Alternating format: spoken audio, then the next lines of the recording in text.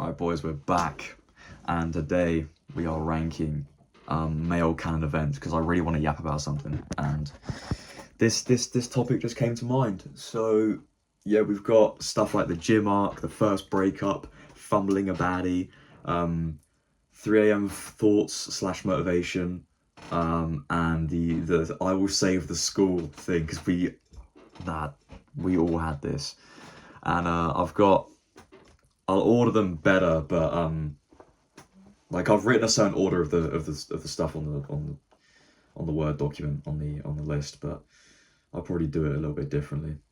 Right, let's get into it. So I want to talk about this one first because this was my first like male canon event. I think was the 6-pack in 2 minutes. Oh my god! When some like the video I saw when I was younger was of like some guy, some like kid my age, like 4 years old, made a video on how to get a 6-pack in 2 minutes, did 30 crunches, tensed his abs and flipped the camera around like to see his abs, or like flicked it around on the mirror, and he was like, yeah, you see them? Like he was a skinny kid, and obviously he's gonna have a fucking, like, obviously you're gonna see it, a 6-pack. So yeah, 6-pack in 2 minutes.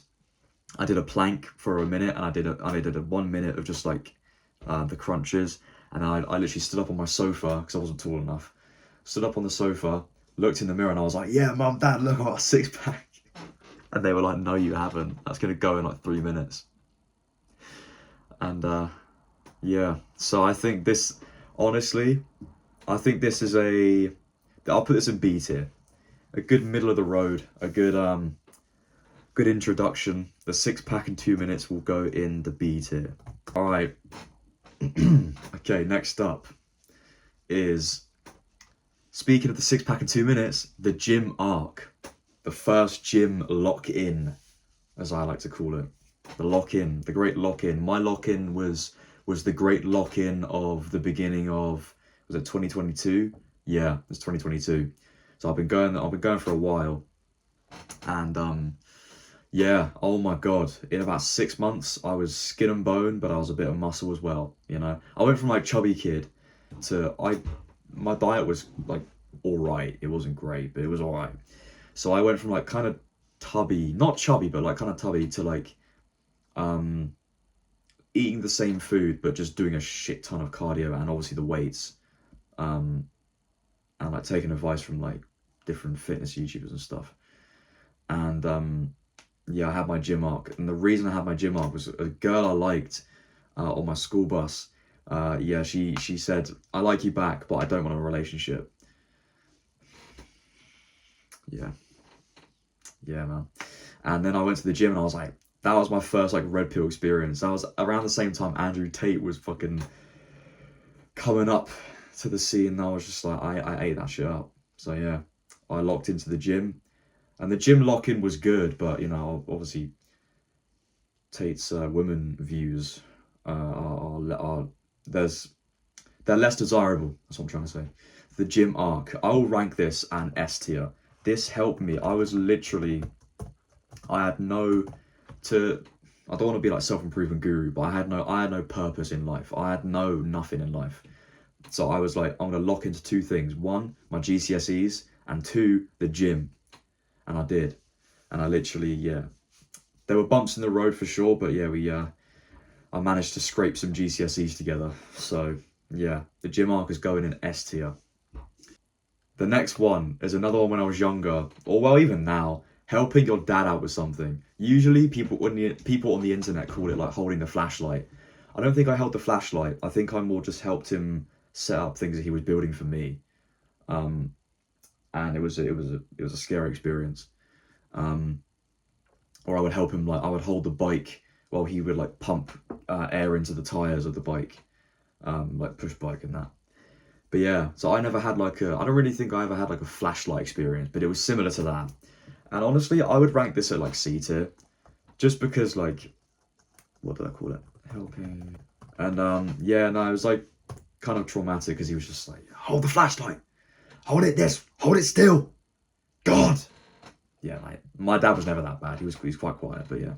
But no, it was just kind of funny because like I was just a little 5-year-old me, was just like holding his bike, wondering why the hell am I holding a bike in like the middle of winter. And he's like, yeah, James, can you come help me transfer some new like logs, some new like wood into the garden so I can like replace it all. He was replacing all the decking. And I was like, what? It's freezing, it's raining outside. And he was like, yeah, nah, it doesn't matter, come help me. And I was like, okay, all right, sure. But yeah, I'll put it at C2 because it's kind of like not that big of a deal, but it was still an odd experience, and it was definitely something that all kind of current generation men at least went through. 3 a.m. thoughts. Oh my god. All right, I am peer diagnosed autistic. All right, that is my title. So basically, what happens to me is a really good or bad experience will happen, and I will contemplate it uncontrollably. I will just contemplate it for days, weeks on end. Just that's all I'll think about, and I can't sleep. No sleep for me. Next time, next time one of these things happen, like probably be Christmas Day, because I'm going around to my cousin's house, and she's quite a bit older than me. Her and her husband, they're just fun as fuck. So we're gonna have a good night that night. I know this. We're gonna have a good night. And like, when you watch a movie and then you just think about, you contemplate that, right? Anyway, I'm getting a bit lost in the sauce. 3 a.m. thoughts. I put 3 a.m. thoughts / motivation because I have literally done push-ups at 3 a.m. I just had a fucking memory. So I had some interesting friends back in the day, and we dared each other. We played a game, and we were like, yeah, okay, the person who loses this game has to lick the toilet bowl. Guess who lost? Not me. I didn't lose. The other guy did. Yeah, my other mate did, and we made him lick the toilet bowl. Me and his little cousin made him lick the toilet bowl. So that was what we were doing at 3 a.m. Oh god, the 3 a.m. thoughts though, when you're like lying in bed on your own like that, just like the 3 a.m. thoughts. I feel like they kind of link with a lot of these things. Like 3 a.m. thoughts, I've got like saving the school on here. It's like you can be up 3 a.m. thinking like, oh yeah, this is how I'd save the school if a school shooter came in, and like this is how I'd save the house from a house fire, or this is how I'd save, like, I'd make my like school crush like fall in love with me because I would save her from like a fire, like the whole building would be burning down, and I'd dash out there or dash into the building, Big Hero 6 style, and then take her out and be like, I've got you. You know what I mean? But yeah, cringy shit like that. Or you'll think about like how you fumbled a baddie, or you'll think about, I don't know, your first breakup or something on the list as well. So I don't know, 3 a.m. thoughts are definitely, I think they go A tier for me. They go A tier. They're a blessing and a curse, because if you're autistic, yeah, you're fucked.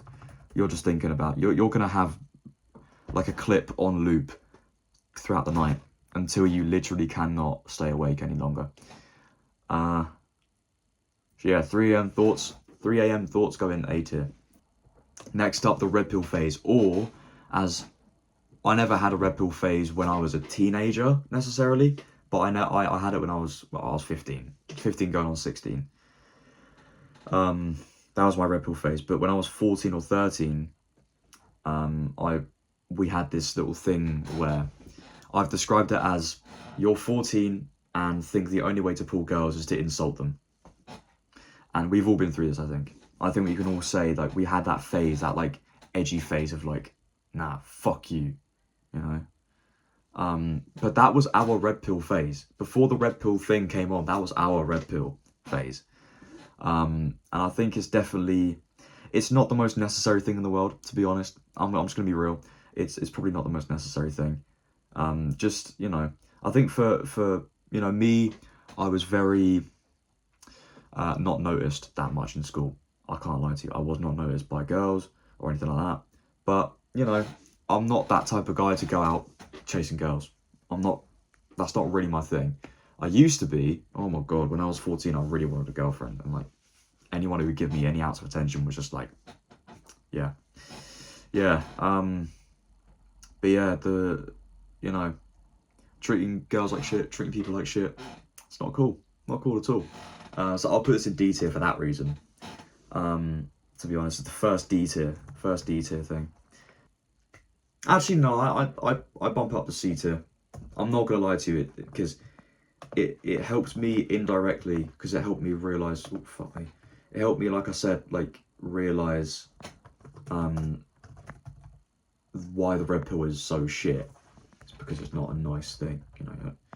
It comes from a place of anger and not a place of happiness or a place of improvement or humbleness. Next up, first fight. First serious fight. For many people, this looks very different, but you know, I think if you're like 9 years old or younger, any fight you've been in probably isn't serious, because you're literally like, you're not that strong. You're not going to do much damage to each other. I witnessed fights which were generational. They should have been filmed on cinematic fucking cameras.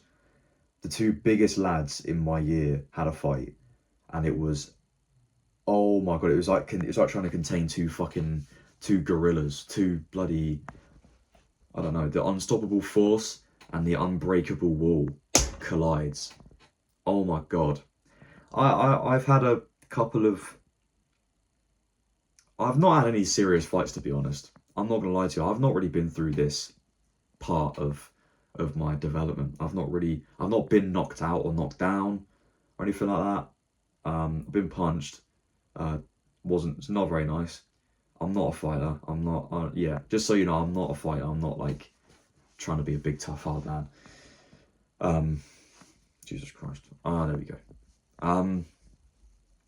But yeah, I think I have had situations where I have not antagonized, but I've defended myself, and I've been like someone's pissed me off, and I've like just punched them, and it's, you know, you get that 3 second like red, you see red or whatever, that fucking bullshit. But I've never really had like a full blown like, give and take, like, fight per se. But yeah, I have been in that kind of situation where it's like, bro, you're pissing me off now. I'm gonna fucking smack you. I don't know what that technique was. Like I said, not a fighter. But yeah, no, first fight, I'd honestly rank I'd rank S tier based on what other people have said about, like, because other people have been through like proper fights. It's like you either get real humbled, or you go down a path which you're eventually going to get humbled later down the line. So yeah, first fight goes in S tier. Next up, ooh, I want to end this on a good note. Nah, I'll end it on a funny note. Okay, next up we have first breakup. And I may not have been through a fight. I've been through a fight up here though, and that is because of my first breakup. Ooh, Jesus, it hits you like a truck, man. The first is the worst. That's what they say. The first the worst. Second the best though. But first is the worst. Oh my god, this is an S tier. This is. I'll put this at the top of S tier. You know why? Because the first breakup is typically the catalyst of many people's gym arcs, or many people's motivation for doing shit, or many people's like locking in phase. This is the catalyst that pushes them over the edge, and makes them say, you know what? Fuck this. I'm gonna lock in, I'm gonna change. So I'm putting this at the top of S tier. And I think I've not explained it very well, but I think my reasoning is pretty obvious, to be honest. I'll put first fight down in A tier, to be honest. Actually, I'll put gym arc in the top of A tier.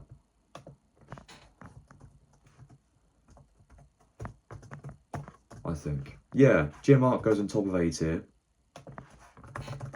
Just because it's great, it's amazing. And you know, the gym is my life, basically. But I don't know, I want to even the list out a little bit. even the tier list out a little bit. Yeah, the first breakup definitely goes on S tier because it's the catalyst for most men. It's like it's a snap. You know, you go from like, you know, you see those like transformations where like, oh, I was kind of skinny before we broke up. After we broke up, I look like I'm on steroids, you know, like that. Not me, other people. But yeah, even me, like I've bulked up and now I'm gonna be cutting or just cleaning up my diet, which will inevitably lose weight. Which, yeah, I know I've got a bit of mess down in the belly section, you know, down there. I've got a bit of mess down there, so I need to clean it up. But next up, we got saving the school. I can save the school. Imagine you're just in school doing your fucking, I don't know, bullshit English work that's not going to help you at all in years to come, by the way. Saving the school, right? You're sat there and you have a thought.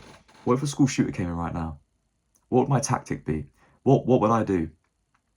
Because we've all seen those films or those short films online, or like 13 Reasons Why, that one episode where they get a school shooter, and then Clay, the main character, goes out, and it's revealed that himself is the school shooter, and it's like, you know, imagery and whatever.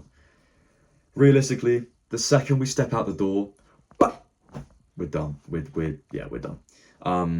This is brilliant though. I do love it. I'll put it in B tier. I'll put it above 6 pack in 2 minutes because it's just a fun one, you know. How would you actually save the school? Like, you want to be that kind of stereotypical hero of been like helping like 2 people out, on like holding 2 people here and like running out with them. Oh yeah, we've all been there. Very relatable. But yeah, I put it at B tier. Top of B tier though, so, you know, it's the top of mid. I don't know that word. But anyway, the final one. This is a bit of a fun one, to be honest, in my opinion. Because it's kind of just like funny. Like, fumbling a baddie.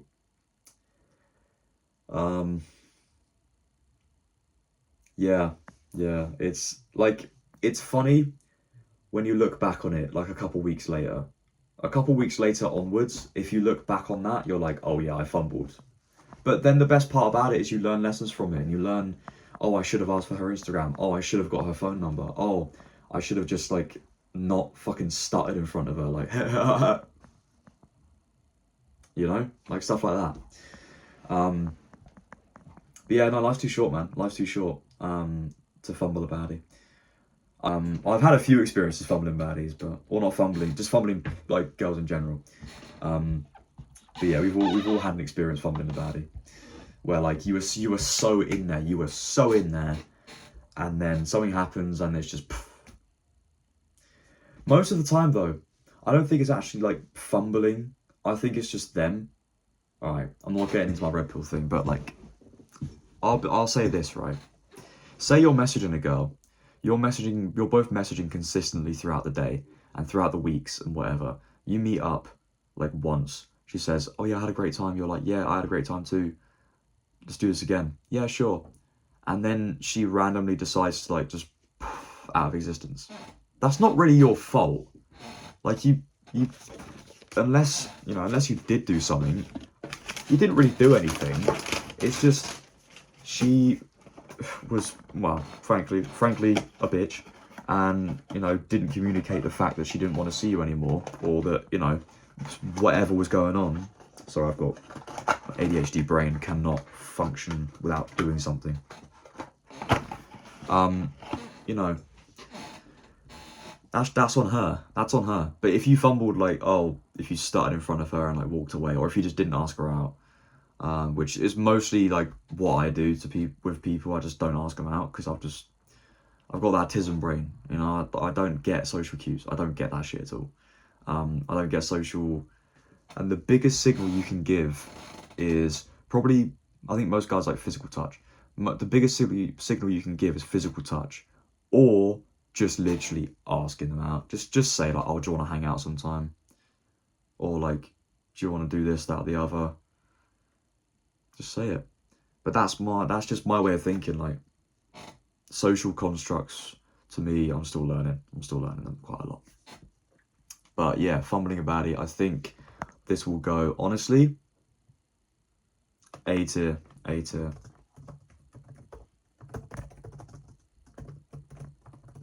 Fumbling the Baddies and A tier. And that is it. That is the tier list done. Male canon events tier list. I'll take a screenshot real quick. There we go. Nothing in D tier. Nothing in D tier. Damn. Maybe I should have just done with. Maybe I should have just gone with A, B, C, and D. Oh well. But yeah. Hopefully you enjoyed the video. And I'm so tired. Oh my god. Alright. Bye bye.